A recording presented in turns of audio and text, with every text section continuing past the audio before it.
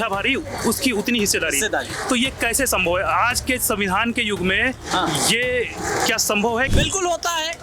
अभी राष्ट्रपति जी को मंदिर में नहीं जाने दिया गया, पूर्व राष्ट्रपति जी को छूत नहीं होती है। मंदिरों में भी हमारे बहुजनों का पुजारी बनाया जाए। सुप्रीम कोर्ट में 180 परिवार हैं, उनके अलावा ब्राह्मण क्षत्रिय जो सामान्य में जिनकी गिनती होती है उनको भी वहाँ पर जाने का अधिकार नहीं। जज वो भी नहीं बन सकते, वो 180 परिवार है, उन्हीं में से कोई ना कोई सुप्रीम कोर्ट का जज बनेगा। वहाँ पर लागू ब्राह्मण क्षत्रिय भी नहीं जा सकते हैं। कि मैं शेड्यूल कास्ट के फला जाति का व्यक्ति हूँ और मैं ब्राह्मण का जाति प्रमाण पत्र चाहता हूँ। ये जो अनुसूचित जाति को जो आरक्षण दिया गया है ये आर्थिक आधार पर नहीं है। आज हम मौजूद हैं लखनऊ के जिलाधिकारी के कार्यालय पर, जहां पर धरना प्रदर्शन चल रहा है। भीम आर्मी की तरफ से भीम आर्मी के कार्यकर्ता धरना प्रदर्शन पर आरक्षण को लेकर। आरक्षण उत्तर प्रदेश ही क्या पूरे भारत में एक बहुत गंभीर मुद्दा रहा है, जिस पर अक्सर तलवारें खींचती रही हैं। सरकारें आरक्षण के बल पर बनती और बिगड़ती रही हैं। आती जाती रही सरकारें बनाने का भी पावर रखता है आरक्षण। तो अभी आप नारे सुन रहे हैं कि पीछे नारे चल रहे हैं, जय जय जय जय भीम, चंद्रशेखर आजाद जिंदाबाद, ये नारे चल रहे हैं। और आरक्षण इनके जो स्लोगन है, जो तुम ना दोगे आरक्षण हम छीन के लेंगे आरक्षण। और चंद्रशेखर आजाद की फोटो दिखाई जा रही है। बहुजन समाज पार्टी के बहुजन भावक काशीराम कुछ लिखा हुआ है, उनकी फोटो दिखाई जा रही है। काशीराम जी की फोटो है, चंद्रशेखर आजाद की फोटो है, जो कि नगीना से सांसद है। अब हम लोग आगे बढ़कर बात करेंगे इनसे कि आखिर इनकी मांगे क्या है और आप तक इनकी हर आवाज पहुंचाने का प्रयास करेंगे। जय श्री राम। हाँ जी, तो किस मुद्दे को लेके आप लोग बैठे हुए हैं? हम लोगों ने 1 तारीख को जो सुप्रीम कोर्ट ने फैसला दिया है उसके विरोध में हम लोग आए हैं। तो सुप्रीम कोर्ट ने क्या फैसला दिया हुआ है? फैसला ये दिया है कि जो आरक्षण है उसको खत्म किया जाए, उन लोगों को दिया जाए जो पिछले पावदान पर नहीं मिला। तो मेरा कहना है कि आरक्षण को बढ़ाया जाए। आरक्षण को कितना बढ़ाना चाहिए? कम से कम 10% आरक्षण बढ़ाया जाए। अच्छा, अभी कितना है? अभी मुश्किल से हमारे आरक्षण में 4% शासन प्रशासन में है। अच्छा, लेकिन अभी योगी जी का कल बयान आया है, आज के आप अखबारों के हेडलाइन में देख सकते हैं कि योगी जी ने कहा है कि उत्तर प्रदेश में 38% ओबीसी और एससी को आरक्षण मिला हुआ है। जो पिछली नौकरियां मिली हैं उसमें 38% है। ये डाटा दे दें हमें, मुख्यमंत्री जी डाटा दे दें हमें। हम डाटा मांग रहे हैं आपके माध्यम से, वो डाटा दे दें कि इतने आरक्षण है, डाटा दें हमें। डाटा क्यों नहीं देते हैं? तो अच्छा, आगे क्या कहना चाहेंगे? क्या क्या मांगे हैं आपकी? हमारी मांगे हैं कि जितनी जनसंख्या की पहले जनगणना कराई जाए और उसके आधार पर सबको आरक्षण दिया जाए। और देश की आजादी सिर्फ शारीरिक गुलामी हटी थी और धन धरती का जो बंटवारा है वो बराबर हो जाए। धन धरती का बंटवारा कराना है, जितनी संख्या है उतना उनको हिस्सा मिलना चाहिए। अच्छा, धन धरती का बंटवारा कैसे हो सकता है, ये थोड़ा सा स्पष्ट करें। स्पष्ट इसलिए है, जितने लोग, मैं आपको बता रहा हूँ, बहुजन समाज वंचित है, उनके हकों को लोग खा रहे हैं। एक बार फिर से सवाल कर देते हैं। जैसे कि इन्होंने कहा है कि आपने कहा कि धन और धरती का बंटवारा कराना है बराबर, जितनी जिसकी जनसंख्या है उस आधार से बंटवारा। हाँ, जितनी जिसकी संख्या भारी उसकी उतनी हिस्सेदारी। तो ये कैसे संभव है आज के संविधान के युग में? ये क्या संभव है कि जितनी जिसकी संख्या भारी दोबारा से बंटवारा हो सकता है, और अगर हो तो कैसे हो? संविधान में ये प्रावधान है और संविधानी की तरफ से हम लोग बोल रहे हैं। जब तक संविधान रहेगा, संविधान यही कहता है जिसकी जनसंख्या है उतनी उसकी हिस्सेदारी होनी चाहिए। नौकरी में होनी चाहिए, राजनीति में होना चाहिए, धन धरती पे होना चाहिए। तो ये जो पर्सनल लोग बैठे हैं ये अपनी जिम्मेदारी या जिम्मेदारी प्रथा लगा लिए हैं, किसी को हम नहीं देंगे। ये क्यों नहीं दोगे? ये धरती अगर है, ये धरती भारत की धरती पर सभी लोग रहते हैं, सबको बराबर अधिकार होना चाहिए। धरती पर, धन पर, सब पे, नौकरी, राजनीति में सब पे बराबर का अधिकार होना चाहिए। और सबसे पहली बात ये है कि जो छुआछूत है, मैं पूछता हूँ, जो लोग छुआछूत करते हैं क्या वो स्पेशल पैदा हुए हैं जो लोगों से छुआछूत करते हैं? अच्छा, क्या आज की तारीख में भी छुआछूत बाकी है? बिल्कुल होता है। अभी राष्ट्रपति जी को मंदिर में नहीं जाने दिया गया, पूर्व राष्ट्रपति जी को छूत नहीं होती है। मंदिरों में भी हमारे बहुजनों का पुजारी बनाया जाए। नहीं, अगर आप अधिकार की बात करते हैं तो सब कहीं पर हमारे बहुजन समाज के 85% के लोगों का हिस्सा लोग खा रहे हैं। ये बर्दाश्त नहीं किया जाएगा और आर पार की लड़ाई हम लोग भीम आर्मी आजाद समाज पार्टी लड़ेगी और लड़के और अधिकार लेकर रहेंगे, चाहे जैसे छीन के लेंगे, अगर नहीं देंगे तो छीन के ले लेंगे। ये मैं आपसे कह रहा हूँ, अच्छा आपके माध्यम से। अच्छा, अगर हमारा हम छीन के लेंगे। अच्छा, आरक्षण की बात तो चलो ठीक है कि आरक्षण एक अधिकार है जो संविधान में दिया गया है, लेकिन आरक्षण क्या सही तरीके से लागू हुआ? क्योंकि जिन लोगों को आरक्षण मिला, क्योंकि मैं भी पिछड़े समाज से आता हूँ, तो अगर आरक्षण मिला तो अगर किसी को आरक्षण मिल गया है तो उसी के बच्चे फिर से पढ़ लिख के सरकारी नौकरी में जा रहे हैं, लेकिन जिसको आरक्षण एक बार भी नहीं मिला है वो अभी भी वैसे के वैसे दलित समाज में पिछड़ा पड़ा। क्योंकि मैं भी गाँव का रहने वाला हूँ, मेरा भी गाँव एकदम पिछड़ा हुआ ही है। तो उस आधार पर अगर मैं देखूँ तो जिनको अभी एक बार भी आरक्षण नहीं मिला, उनकी ये स्थिति नहीं है कि अब वो आरक्षण का लाभ भी ले सकें। तो उसके लिए क्या कहना चाहिए? उसके लिए आरक्षण बढ़ाया जाए ना। आर्थिक आधार पे मैं बता दे रहा हूँ। हाँ। जातीय कुछ चीजें ऐसी होती हैं भाई, जो आरक्षण पे नहीं मिला, ठीक है, तो उनको 5% से अधिक अलग से आरक्षण दिया जाए कि वो भी हमारी मुख्य धारा में जुड़ सके। तो क्या ये नहीं हो सकता है? जो जिन्होंने वर्गीकरण का ये यानी सुप्रीम कोर्ट ने जारी किया, आखिर वो बताइए उसमें कितने मेरे जज बैठे हुए? उनको हमारी दशा और दुर्दशा कैसे मालूम है कि वर्गीकरण किया जाए? ये कैसे उनको पता है? सुप्रीम कोर्ट में तो 180 परिवार है, बस वही कॉलोनियम सिस्टम के आधार पर वो चल रहा है। यही इसीलिए अगर वो हमारी चीजों को लागू कर रहे हैं तो उनको ये चीजें कैसे मालूम है कि हमारे चीजों में वर्गीकरण कैसे किया जाए?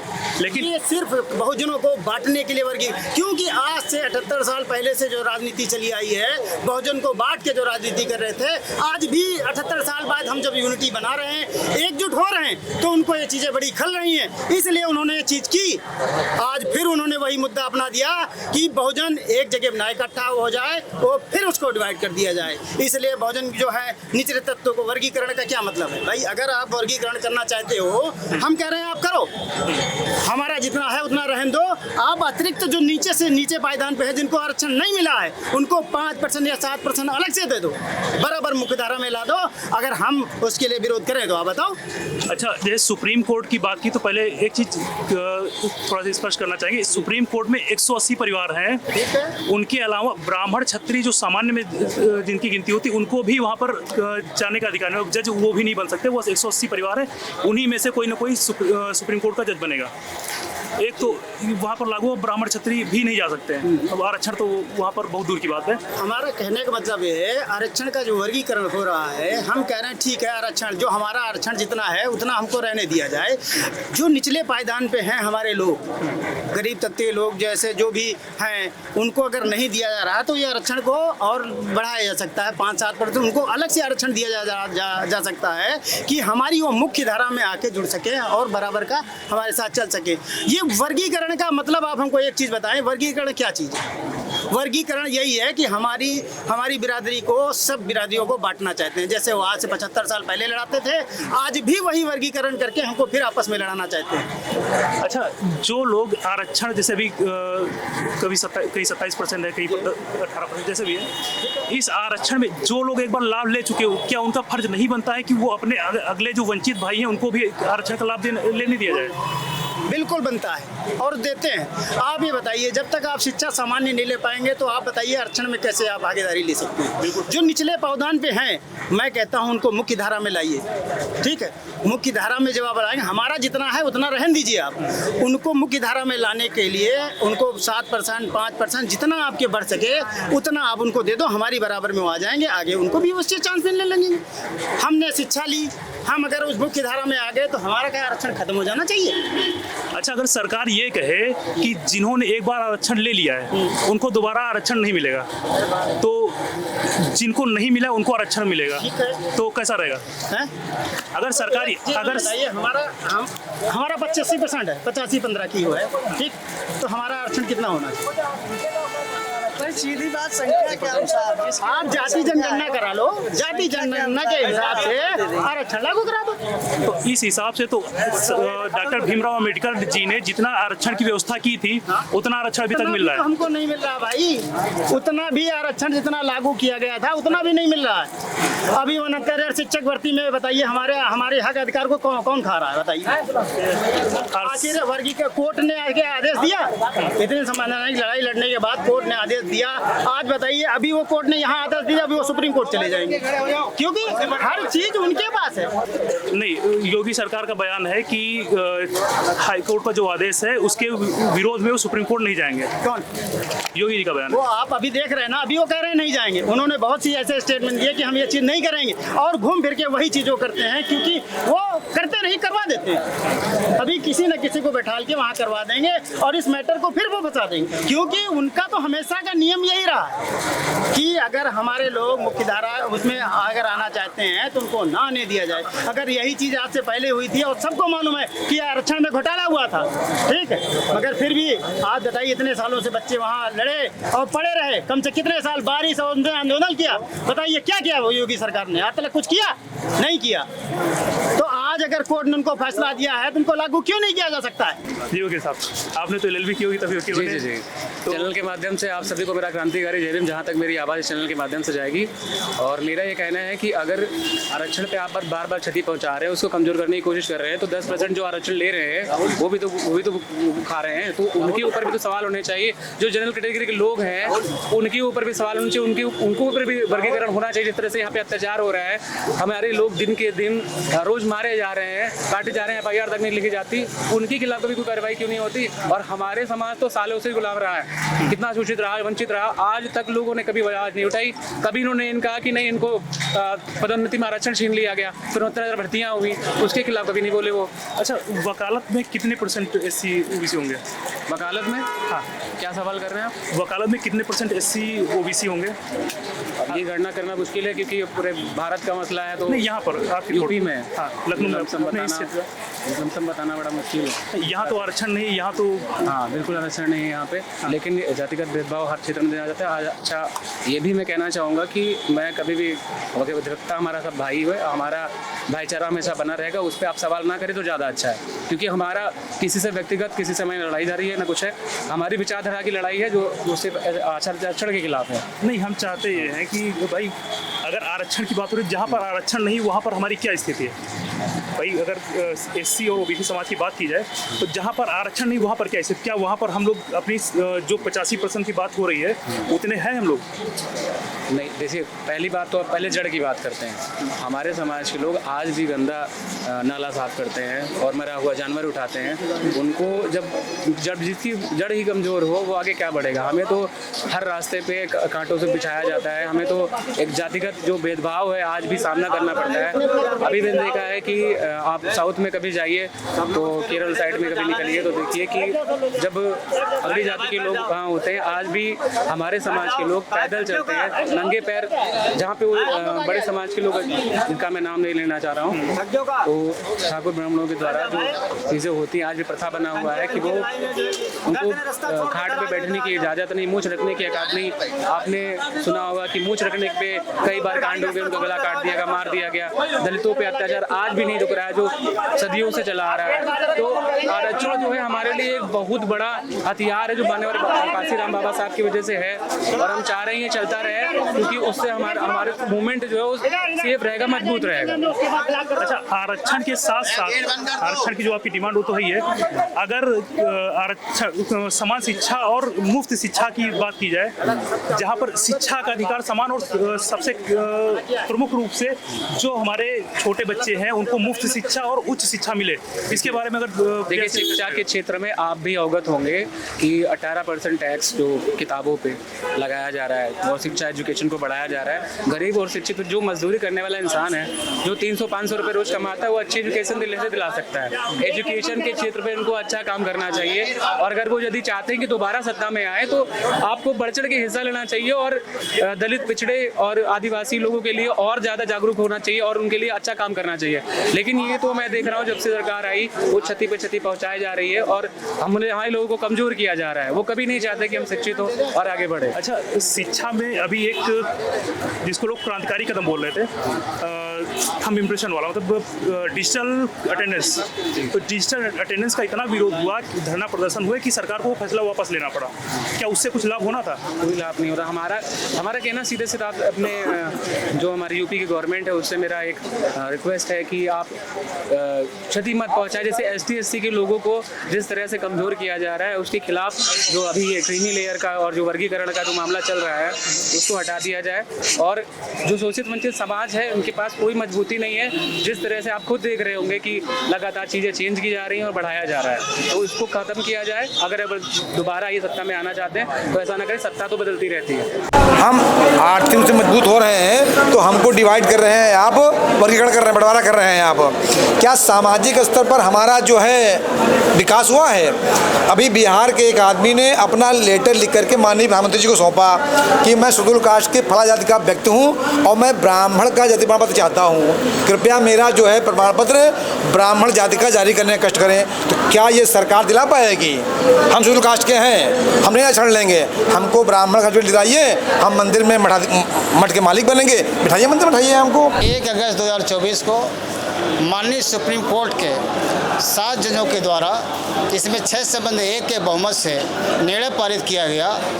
वह निर्णय पारित ये किया गया, शेड्यूल कास्ट के कोटे में कोटा का प्रावधान किया गया है और उसमें क्रिमिनल लागू करने की बात कही गई है। सुप्रीम कोर्ट ने ये कहा है कि स्टेट गवर्नमेंट को ये पावर होगा कि वह शेड्यूल कास्ट के कोटे में वर्गीकरण कर सकता है और कोटे को उप कोटे में बदल करके आरक्षण का लाभ दे सकता है। मैं बताना चाहूँगा कि माननीय सुप्रीम कोर्ट ने ये जो फैसला दिया है ये संविधान के मूल भावना के विपरीत दिया है। आपको मैं बताना चाहूँगा कि सुप्रीम कोर्ट के 5 जजों की बेंच ने 2005 में ईबी कौन सा वर्सेस स्टेट ऑफ यूपी का केस था, उसमें सुप्रीम कोर्ट के 5 जजों की बेंच ने ये डिटर्मिनेशन किया था, ये उद्धारित किया था कि शेड्यूल कास्ट में सब कैटेगरी नहीं बनाई जा सकती है, क्योंकि सब शेड्यूल कास्ट में जितनी जातियां शामिल हैं उनकी समस्या एक है, वो एक जैसे हैं। होमोजीनियस की बात कही सुप्रीम कोर्ट ने, उस कंसेप्ट को, उस अवधारणा को वर्तमान जजमेंट के द्वारा बदल दिया गया, पलट दिया गया है। इसलिए हम लोग शेड्यूल कास्ट के साथियों में बहुत ही रोष है और आंदोलित हैं। हम कहना चाहेंगे कि सुप्रीम कोर्ट का ध्यान इस तरफ जाता है और ये कहता है क्रीमी लेयर जो है का सिद्धांत लागू कीजिए। जो जातियां आगे बढ़ गई हैं, पैसे से मजबूत हो गई हैं, उनको जो है आरक्षण का लाभ न दिया जाए। मैं पूछना चाहता हूं, कितना भी धनाढ़ शेड्यूल कास्ट का व्यक्ति हो जाए उसके साथ आज भी विभेद होता है, जातिगत आधार पर उसके साथ घृणा की जाती है, छुआछूत का विभेद आज भी है। और शेड्यूल कास्ट की जो अनुसूचियाँ बनाई गई थी 1950 से बनाई गई थी, ऐसे जातियों को उसमें रखा गया था जिनके साथ सामाजिक भेदभाव, छुआछूत और विभेद किया जाता था। उत्तर प्रदेश का मैं प्रेसिडेंट हूँ, श्यामलाल धनुर्धारी। आप CP सिंह, आप अनिल कुमार जी ये सेक्रेटरी हैं, ये कन्वेनर हैं, सारे अधिवक्ता जितने आए हैं ये, और पूरे देश में जो ये निर्णय आया है ये हमारे SC समाज को विखंडित करता है, जातियों में उपजातियों में बांट रहा है, हमको आपस में लड़ा देगा। और जो दूसरे लोग हैं, मनवादी व्यवस्था के लोग हैं, वो हम पर राज करना चाहते हैं। इसलिए हम चाहते हैं ये निर्णय वापस हो और हम लोग SC के और BC के जितने बहुजन समाज है वो खंडित होने से बचेगा। ये निर्णय जिस दिन वापस होगा देश विखंडित होने से बच जाएगा। और जो रिजर्वेशन कोटा है वो पूरा किया जाए, उसको स्पेशल रिक्रूटमेंट निकाल करके उसको पूरा किया जाए। प्राइवेट सेक्टर में भी हमारा रिजर्वेशन SC BC का किया जाए, वहाँ भी कोटा पूरा किया जाए, तभी हमारे देश का जो गरीब तबका है, जो वीकर है, जो सोशल बैकवर्ड है, सोशल और इकोनॉमिक बैकवर्ड है, वो देश में बराबरी के स्थान पर आ पाएगा या बराबर में देश को चला पाएगा। मेरा निवेदन है कि ये निर्णय वापस होना चाहिए। संविधान को तोड़ने की साजिश की जा रही है और संविधान जो हमारा है इसी पर देश को चलना चाहिए। और आर्टिकल 333, 334 और आर्टिकल 341 और 42 ये जो हमारे संविधान के आर्टिकल्स हैं ये कहते हैं कि इस जो आरक्षण है उसमें कोई विखंडित नहीं किया जा सकता है। यहाँ सोशल बैकवर्डनेस है तो सोशल बैकवर्डनेस जितने लोग हैं उनको आगे किया जाए और सोशल बैकवर्डनेस और इकोनॉमिक जो बैकवर्ड हैं उनको इस जो रिजर्वेशन है उसको चला करके हमारे देश के विकास में और उसमें जो है बराबरी पर लाया जाए। अभी जैसे आपने पूछा कि जैसे आर्थिक स्थिति बढ़ जाती है, अभी बहन जी का आपने नाम लिया कि क्या उनको आरक्षित श्रेणी में रहना चाहिए? नहीं, उनको ये सवाल नहीं था जी। सवाल ये था कि जब आर्थिक स्थिति में सुधार होता है तो क्या समाज में सम्मान भी तो बढ़ता है? अनटचेबिलिटी सदैव रहती है। आपको बता दें, उद्योगपतियों से बड़ा कोई पैसे वाला नहीं होता है। भारत में उद्योगपतियों की संस्था है, फिक्की नाम है उसका, federation of Indian Chamber of Commerce and Industry. ये संस्था चल रही थी, उसमें अनुसूचित जाति के कुछ लोग उद्योगपति हो गए। उनके साथ इतना भेदभाव हुआ कि उन्होंने 2005 में एक अलग नई संस्था बना ली, उसका नाम रखा डिक्की। उसका फुल फॉर्म है Dalit Indian Chamber of Commerce and Industry. ये संस्था बनाने की क्यों आवश्यकता पड़ी? क्योंकि उन लोगों के साथ भी भेदभाव हो रहा था जो टॉप क्लास पे थे। इसलिए ये जो अनुसूचित जातियों को जो आरक्षण दिया गया है ये आर्थिक आधार पे नहीं है, ये जो है शोषण के विरुद्ध है, सामाजिक है, और जो सामाजिक रूप से बहिष्कृत लोग रहे उनको ये दिया गया है। और ये सदैव जब तक मुख्य धारा में नहीं आ जाते हैं तब तक रहेगा। और एक चीज़ और आपको बता दें, इसके पहले माननीय सुप्रीम कोर्ट ने 18 मार्च 2020 को 20 मार्च 2018 को एक आदेश पास किया था। डॉक्टर सुभाष काशीनाथ महाजन बनाम स्टेट ऑफ महाराष्ट्र ये मुकदमा था। उसमें SC/ST एक्ट जो है उसके प्रावधानों को जो है बहुत ही डाइल्यूटेड करके बहुत कम कर दिया गया था। ये व्यवस्था थी कि बिना प्रारंभिक जांच के FIR नहीं होगी, बिना वारंट के गिरफ्तारी नहीं होगी, ये व्यवस्था दी गई थी। 2 अप्रैल 2018 को पूरे देश के लोगों ने भारत बंद कर दिया था। अब भारत बंद का परिणाम ये हुआ था कि सरकार ने उसको अध्यादेश बनाकर पारित करके लागू कराया और अधिनियम में परिवर्तित कराया। आज जो धारा 18A SC/ST एक्ट की है वो वही धारा है जो कि आंदोलन के कारण सरकार ने बनाई थी और लागू की थी। और ये जो क्रीमी लेयर वाला आदेश है, पूरी उम्मीद है कि सरकार इसको भी उसी तरह अध्यादेश लाकर और बनाकर पूरे देश में लागू करेगी ताकि अनुसूचित जाति के लोगों के साथ शोषण, अन्याय, अत्याचार न हो। जैसा कि आप सभी ने देखा कि आज धरना प्रदर्शन था आरक्षण के खिलाफ, और साथ ही एक मुद्दा उठा कि छुआछूत का। छुआछूत फिलहाल समाज से खत्म होना चाहिए। SC OBC जो पुरानी जमाने की विचारधाराएं चल रही थी उनको अब समाप्त किए जाने का वक्त है, और अगर नहीं समाप्त होता है तो इसी तरह से आंदोलित होते रहेंगे लोग और समाज में विभाजन की स्थिति पैदा होती रहेगी। तो किसी भी अपडेट के लिए जुड़े रहिए हमारे साथ प्रत्यक्ष समाचार।